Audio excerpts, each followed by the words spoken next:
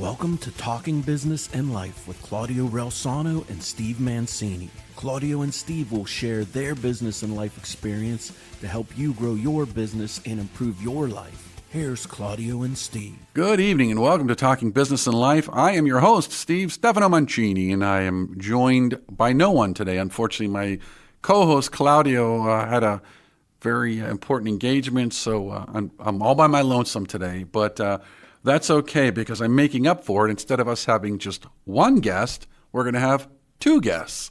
So I still get to talk as little as I want and turn it over to the guests. So without further ado, what I'm going to do is I'm going to jump in because I met them through different contexts. And as everybody knows, I've been filming historical documentaries about the Italian experience. So for example, a couple of years ago, I did Fedeltà, Soldier Prisoner, which recounts the story of the Italian prisoners of war in southwestern Pennsylvania. Last year, I went to the Abruzzo region and I did a documentary that talks about life under the occupation during the Second World War. So for 9 months, everyone thinks that Italy and Germany were allies, and initially they were, but once the Mussolini was deposed, the Italians realized, hey, we're on the wrong side, and then they joined the Allies. At that time, though, the Germans did not want to give up that land because the simple fact is, if you look at a map of Europe, if we had controlled Italy from the tip of the boot all the way up, we would have had much easier time in hitting German cities and bombing them.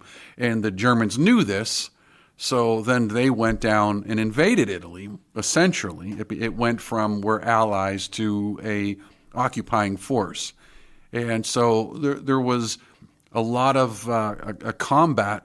Everyone thinks about Sicily, but there was a lot of combat in central Italy around one of the most famous points, which is the Gustav Line. So very famous, on a lot of people that study history, especially the Second World War, they understand the significance of the Gustav Line, and it's what kept, the Allies from reaching Rome a little sooner, but it also led into the Anzio invasion. So again, if you're a World War II historian or any historian, you're familiar with Anzio and the significance of that and the costs of that. So both, in terms of human life, time, machinery, everything, a very significant battle during the war. And keep in mind, most of this is happening before we've landed in France.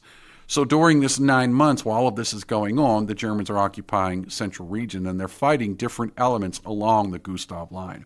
And so I am joined by two expert historians who are going to talk a little bit about the research that they're doing, the work that they're doing, and I'm hoping to my listeners that we support that work. This is, it's not just about supporting, Italian culture, as everyone knows, we're talking business and life. It's also about supporting passionate projects that, for lack of better term, better humanity, not losing important segments of history. So without further ado, I'd like to introduce my guests, Gianluca Cinelli and Patrizia Piredda. I hope I pronounced those right. You guys know, parlo italiano, ma non parlo bene. Ovviamente con cognome è difficile per me. So Patrizia, Gianluca, ciao, come va? Ciao. Ciao, good evening. Good evening. We are very pleased to stay here this night because here is 10 in the evening in Italy with you. I appreciate that you staying on. If it makes you feel any better, I think in a few weeks we move our clocks another hour. So now I think we go from 6 hours to 5 hours. I think it's 10 o'clock there right now. We're filming at around 4 p.m. Eastern. So, all right. It is. So good news. Next, if you will do this in March, it would only be 9 p.m. there. So, but no problem. So, Thanks so much for inviting us. Oh no, let's talk a little bit about yourselves. Obviously you're in Italy. Where are you from? And let's talk a little bit about your background. Yeah, good evening, everybody. And I am from Rome, and Patrizia is from Rome too. So we are based here in Rome, although in Italy we live in a small town, not far away from Rome, that is called Viterbo. It's a medieval town. And as you said, it's another place where the war passed, because, the war passed almost everywhere in Italy as the front line went from south to the north. So everywhere there are stories from the past. we decided to devote our time and energy to investigate this heritage that is so important for our country, and not only for our country. It's a memory, it's a complex, a set of memories and stories that are, how to say, are becoming a little removed from our present because the years are going by. And people remember these things struggling a little bit because, we live in a context that is so different from that of a war, at least in Italy, at least in Western Europe. But we notice that these things still are there in our deepest memories, childhood memories, because we heard from our grandfathers and grandmothers many stories about those years. So this is the main idea. We started with this project 2 years ago. 2 years ago, yeah. 2 years ago, we started this project that is called Memogen, and we started to investigate and to interview people born from the 70s, 75 to 85, more or less. So actually the third generation from the war, so people that have the fortune to hear directly from the grandfathers, grandmothers stories about the war. And it was, first of all, an incredible experiences for us because this one is a scientific project, and we are both in history and literature field. Gianluca, me in philosophy, more in philosophy and literature. And we did not expect at that time to receive this big enthusiasm from people and this very deep human contact. And therefore, 1 year ago, more or less, we decided 2025, yes, 1 year ago, we decided to extend the project to the Italo-Americani. And so we applied for a fund, and the Ragusa Foundation gave us this great opportunity and sponsored this project. And so now we have extended also, and we are collected till now 22, 23 yes, interviews. About 22 interviews in the States with Italian Americans, and way more in Italy because the project has gone for 2 years there. So we have about 200 video interviews collected so far. And the American project, the Italian American project, we call it Memo M-IT. So it's it's kind of an acronym that gives an idea, general idea of this blend. Now let me ask you, so a lot of my listeners are Italian American. Do you care? The most important thing is you're looking for memories from the Italian campaign. So you're not necessarily worried about whether they were on the American side or an Italian soldier. You just want memories from the Italian campaign. Well, it's not only the Italian campaign, because I want my listeners that are listening. We're going to put the link to your website, and I'd like, if anybody's listening, and I'm going to want them to click on that and go visit you guys. But go ahead, tell me more about. So you're saying not necessarily just the Italian campaign. Go ahead. Yes, not necessarily this campaign, not exclusively, because Italian Americans who fought during the war for the American Army, for the American Air Force, for the American Navy, were deployed all around the world. So many of them ended in fighting in Italy, in Africa, and then in Italy. But the majority of them, at least in our experience, actually served in the Navy and served in the Pacific. So it is not only concerning the Italian campaign. Of course, there is a direct connection because perhaps not as soldiers, these Italian Americans came across the Italian campaign, but they have families. Many of them have families in Italy, have extended families, relatives who remained in Italy. So uncles, great grandparents, members of the family who did not move to the United States. And these relatives experienced the Italian campaign as civilians.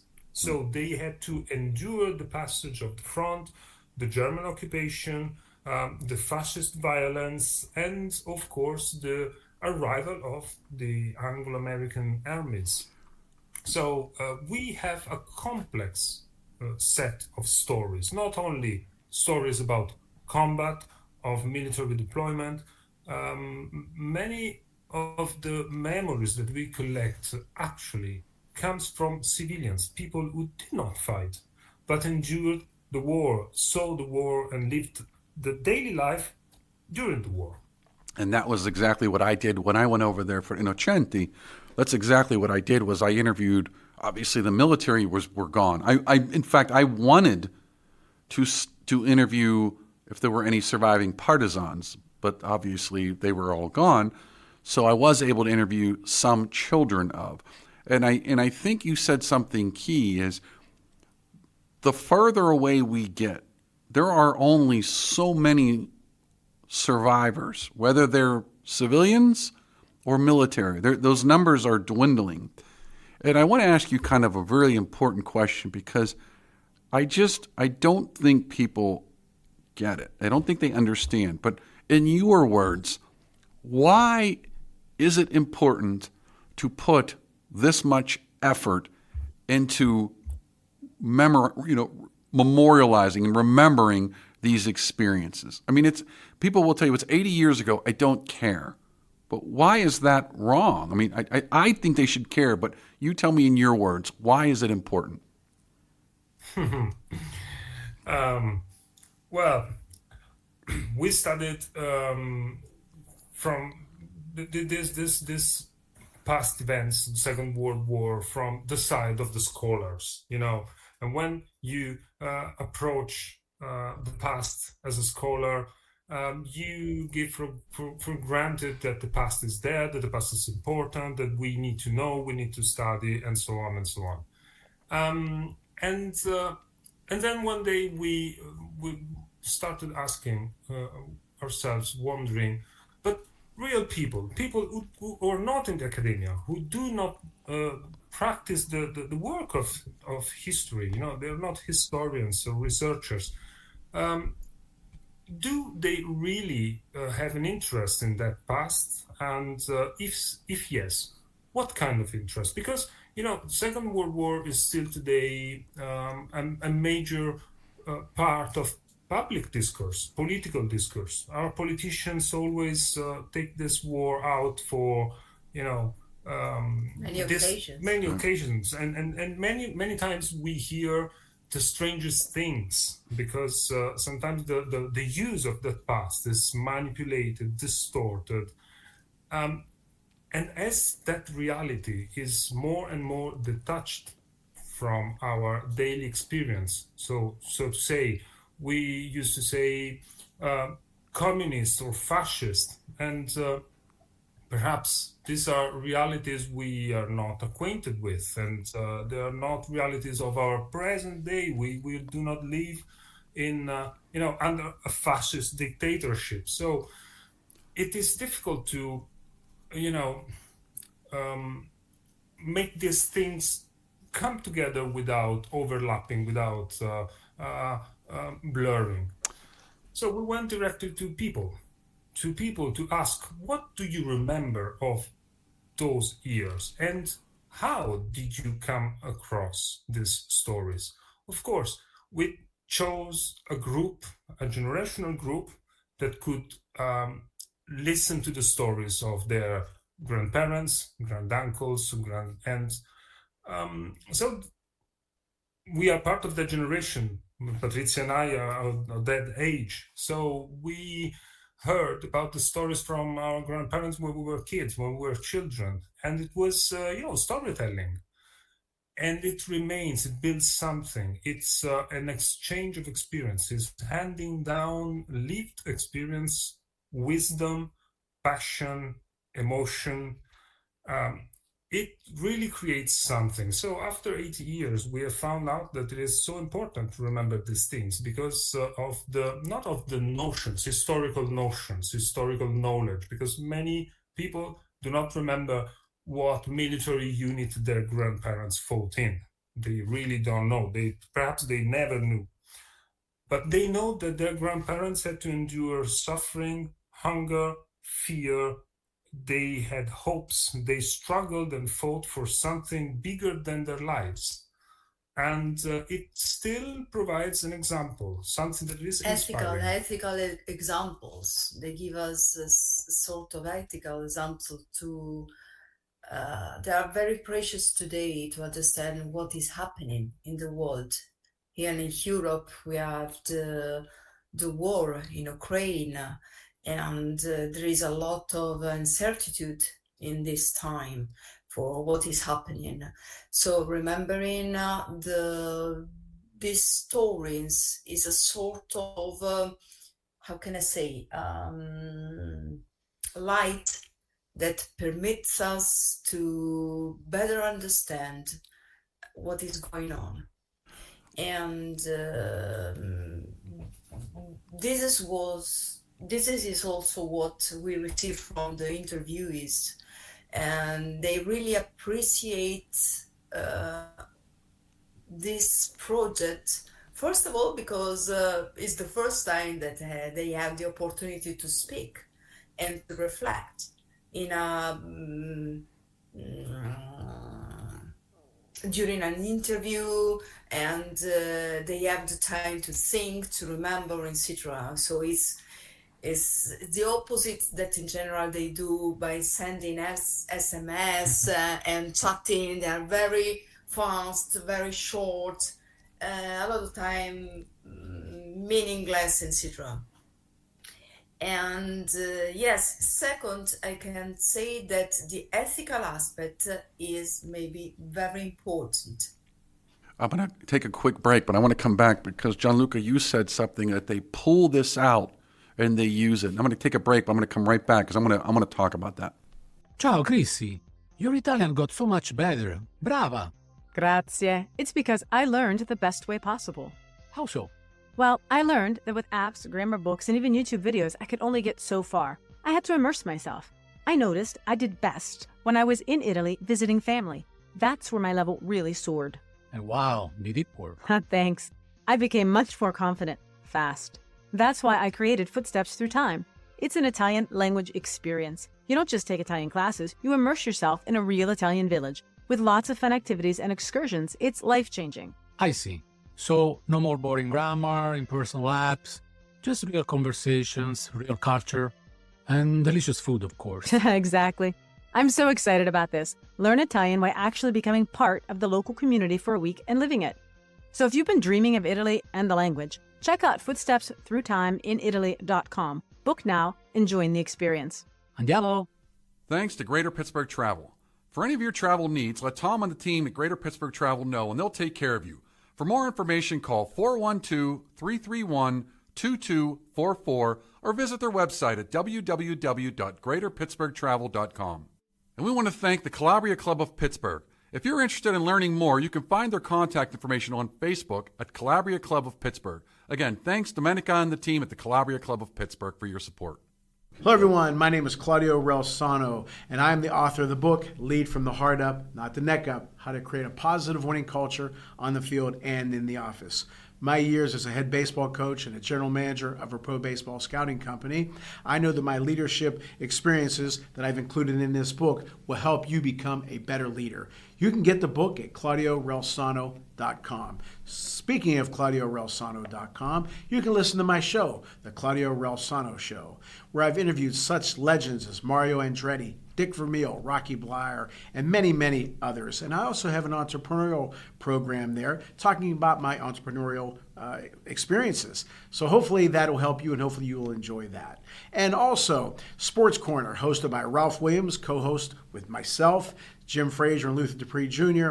We appear on 92.5 FM, 1250 AM, The Answer, Salem Radio, every Saturday here in Pittsburgh, 2 p.m. to 3 p.m. I hope you enjoy the show. I hope you enjoy all the shows, and I hope you enjoy my book. We'd also like to thank Chris Gonzalez from the Knights of Columbus. If you have any questions about joining the Knights of Columbus, reach out to Chris Gonzalez at 412-605-9074.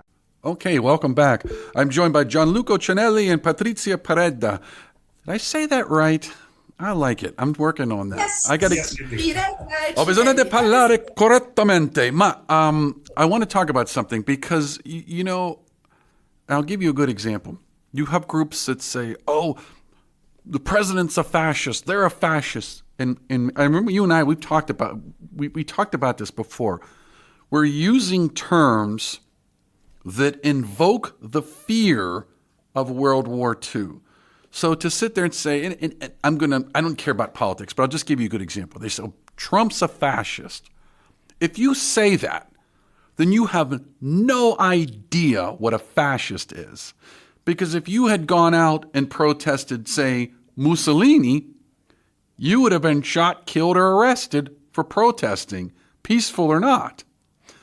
So the idea that you can criticize your government is the first clue that you do not live under a fascist government. But to your point, what's happening is people say, we don't want to go through that again. And so they bring it up to invoke fear. So people have forgotten truths of what really was fascism, what really is communism. You know, you're talking about World War II. I've talked to people that lived in Eastern Europe when there was a Soviet Union. And when they hear people now saying, oh, communism's not that bad, socialism's not that bad, you don't understand, and they want to pull their hair out because they say, no, I lived it. I know what it really means. And so I think, to your point, why this is important is because people that lived under these, for real, when fascism, socialism comes, when they lived under the true bad governments, if you forget what life really was, then you can just scare people. Oh, they're fascists. They're socialists. But you don't even know what it means.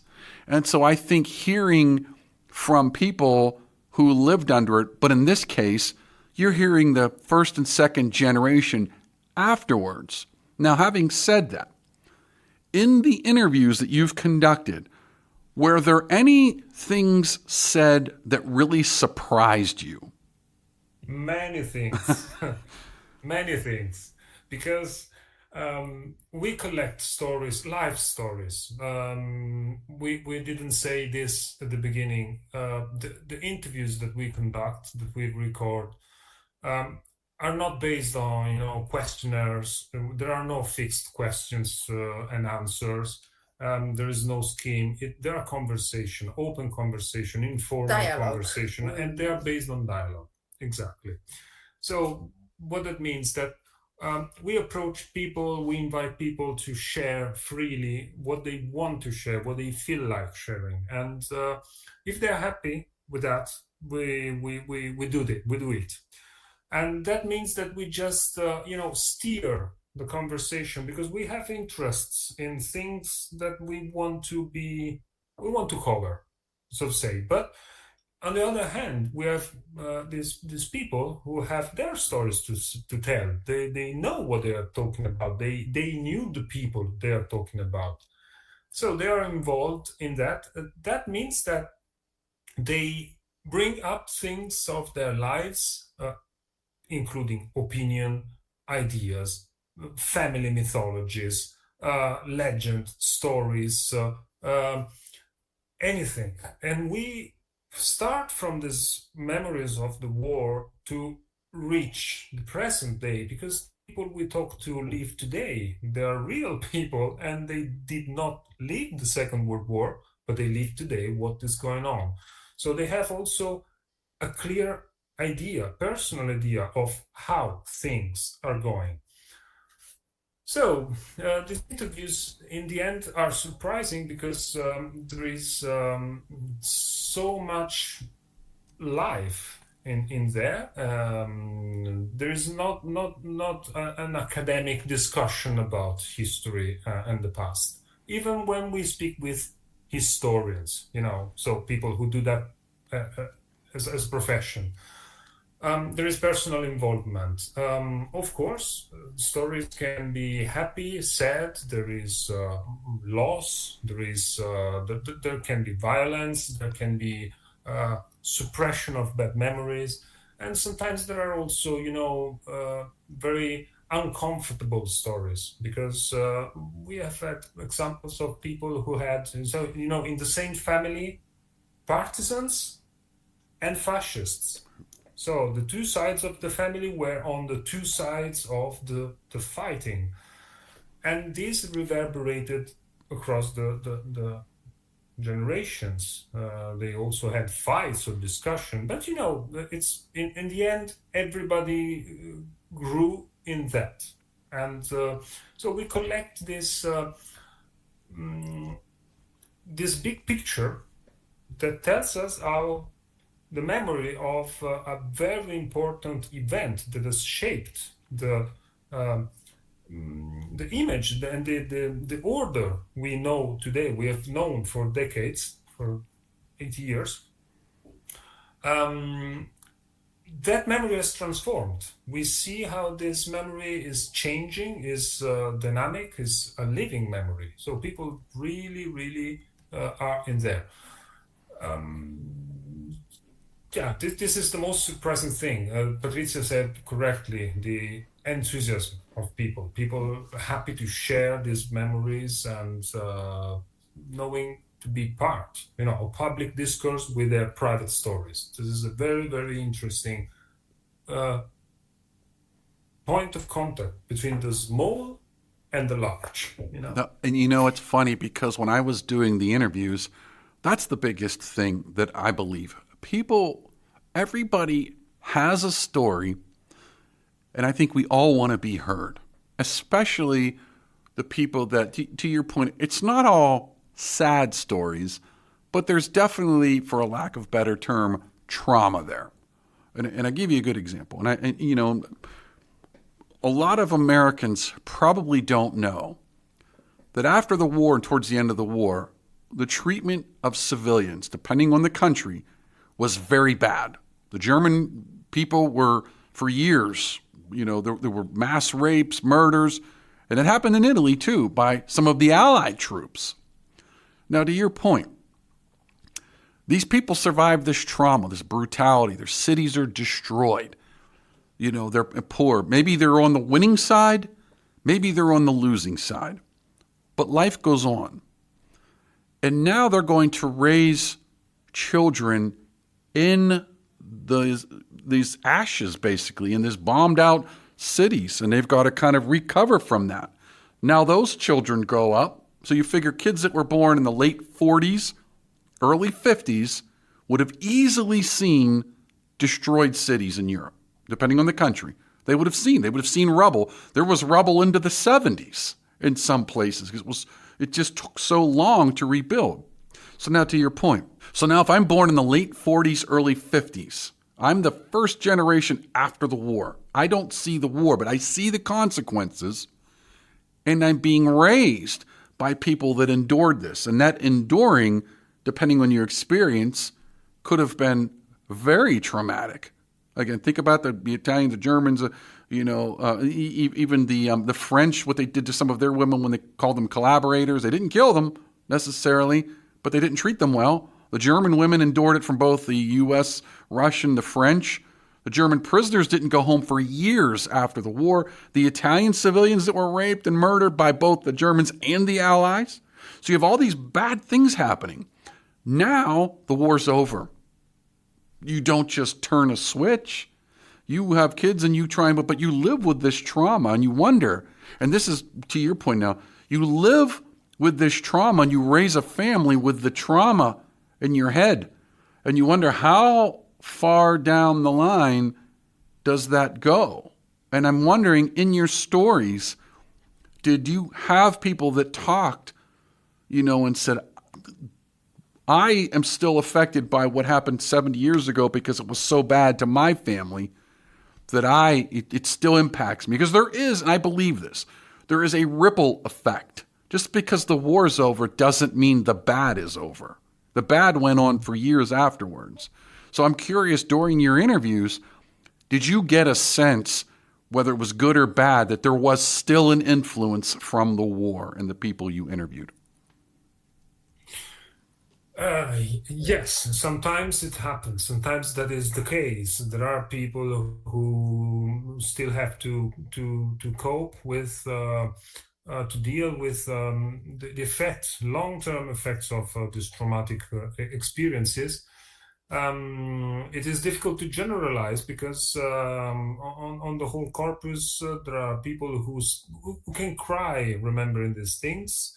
And people who can cry just because they feel this wave of gratitude for their grandparents who endured the war, survived, and permitted their parents to live, to grow, and they built something, they rebuilt the nation, and so on. What can we say is that the most traumatic aspects, especially ideological, are somehow dampened. They are not that strong with the people we talk to today because many years have gone, and perhaps because their grandparents many times told the stories, removing the worst, just as if they were fables or something like that. Right. And we must say that there is a big difference between the interviews recorded with Italians and the interviews recorded with Italian Americans, because the people who were born in the United States in the 60s, they never saw the war. They never saw the destroyed cities, if not in TV, in movies or in documentaries. They did not know what it means to be occupied. They never endured. To have nothing to eat. Right. Exactly. Nothing to... Americans do not know how lucky they are. They don't know. I have had the misfortune of having been in some rough situations in my military career. So I know when you lose, you really appreciate what you have. But if you were born into the victors, we had a big boom everybody had a boom after the war, economic. The war is over. We got to spend money now to rebuild. But in America, you had all these troops coming home with money in their pocket, with, a new ideas, and it was a boom.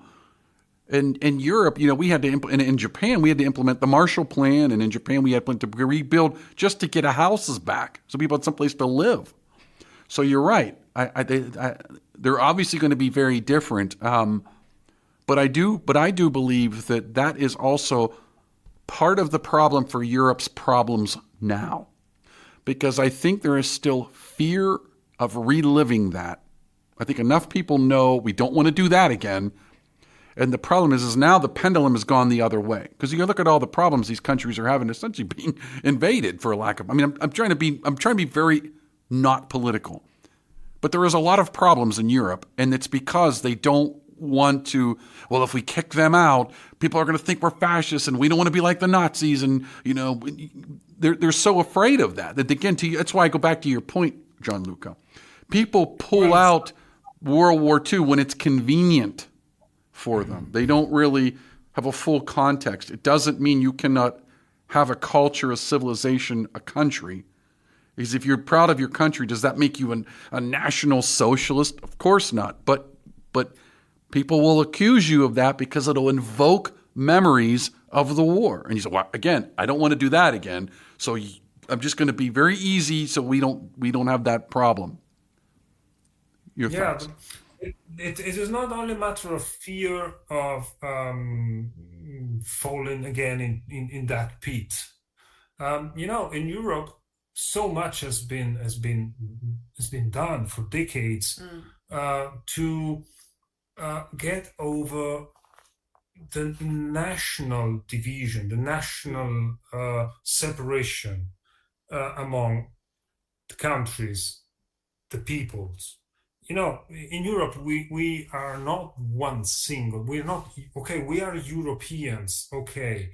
But that means that if you are Italian, you struggle to understand the habits, culture, the mentality of a German, or of a British, of a Frenchman, and you try to see similarities. You try to, you know, to enhance your good sides and minimize your bad sides, and we make jokes on each other. That's human, that's normal, because I think that in the States, people in the North make jokes about Americans in the South and so on. Absolutely. But in Europe, that has meant centuries of wars, and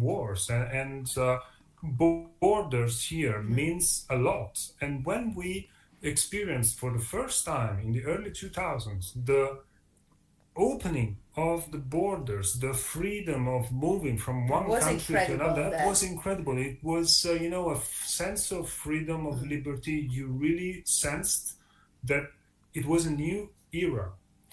And what we are afraid today, perhaps, is not only the idea of war and destruction, because Europe has been destroyed over and over again. The same cities have been built and rebuilt again and again.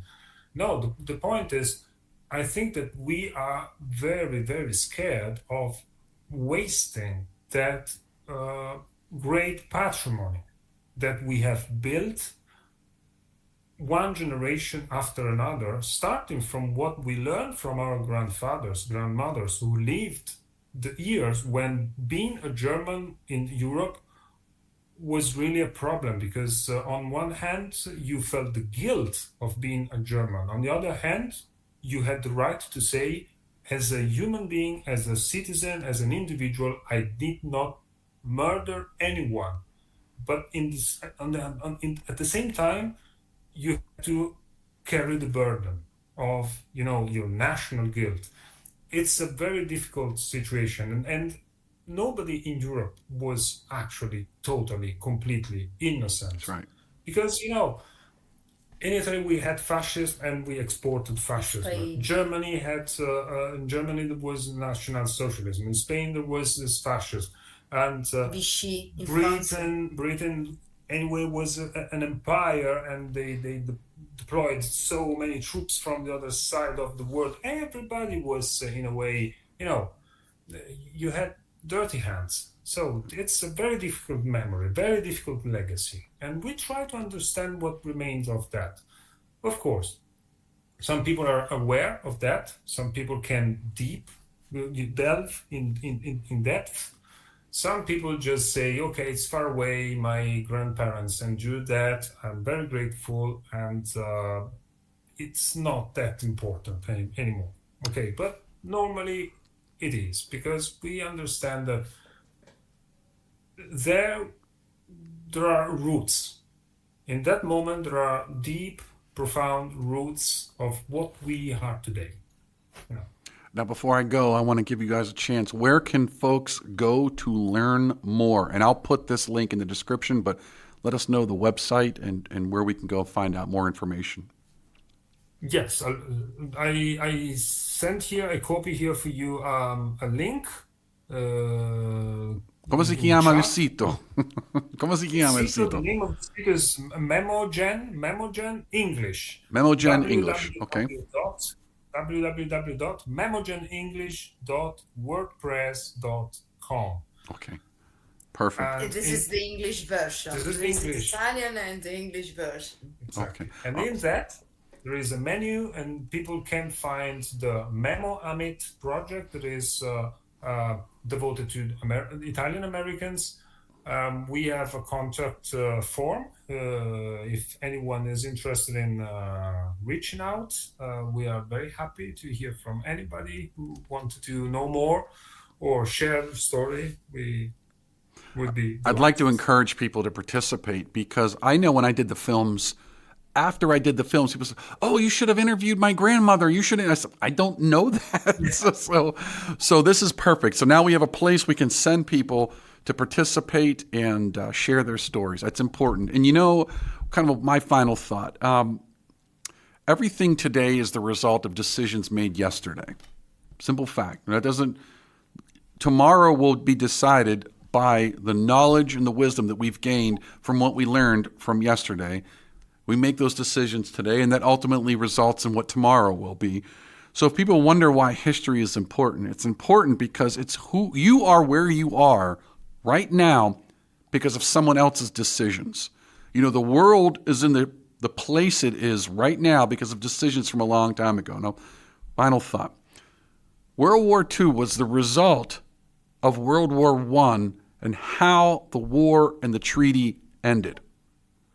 So if the treaty had been done differently, it would not have hurt the Germans so much. They would have not been in the situation they were in and resulted in that. So you say, well, okay, that's over. However, things like the UN Security Council today, the countries that are on there were the victors from World War II. So you have to step back and realize that the construction of the world, the borders, the countries, they were redrawn after World War II again. And so, now when the Russians occupied a lot of Eastern Europe, eventually those countries are no longer occupied and they split up. But all of that is decisions. So today, the situation we're in is because of old decisions. And even the Middle East is the result of 100 and something years ago, somebody drawing lines on a map and saying, this is a country, this is a country, this is a country. So you have to, if you really want to understand what's going on in the world today, you have to understand the origins, and that means honest look at history. So Patrizia, Gianluca, I want to thank you both again for joining me. I'm going to share that link, and again, I can't thank you enough for staying up late and giving me your time. Thank you. Thank you very much. Awesome. It was very nice. Thank you again. Grazie mille. And for our listeners, thank you again for tuning in. And hopefully Claudia will be back with me in a week. And in the meantime, you have a blessed week. Take care. Bye-bye. Thank you for listening to Talking Business and Life with Claudio Relsano and Steve Mancini. Tune in next week for more impactful business and life experiences with Claudio and Steve.